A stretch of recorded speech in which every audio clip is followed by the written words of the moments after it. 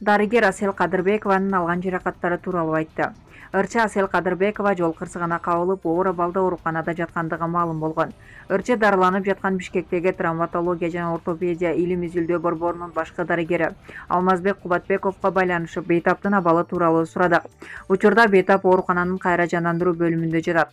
Баш мээсинен ачык жаракат алган, моюн сөөгү жана акыреги сынган. Субарахонодик кан кетүү болгон. Ал дагы эле эс үчүн жоготкон абалда жатат. Абалы өтө оор деп бааланууда, деди дарыгер. Жол кырсыгы кече 26-июнда саат 15:47 Медеров менен Тыныстанов көчөлөрүнүн кесилишинде катталган.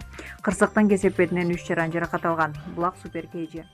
Последняя инстанция интернет. Интернеттен деген милиция бизге жазып атат. Биздин акыларыбызды мындай карантин убагында төлөй турган нерселер төлөнгөн жок деп. Докторлар жазып атат, мисалы караколдон медиктер деген мага жазышып, мына биздин главврач бет каптарды катып алды, барып өзүнүн туугандарына таратты деп. Буну мен интернеттен чыгаргандан кийин чоң рахмат, прокуратура реакция кылып иш козгоду. Бул сөз эркиндиги. Бирок алар коркпой, бири-бирден эмес, коллективно бири-бирин барыбыз чыксак анда чыгайлы деп чыгышты. А бири-бирден өз атынан маалымат чыгаргандарды ар кандай бурмалап кетиши мүмкүн деген ал деле нерсе бар. Мен буну башыман өткөн киши катары айтып атам да.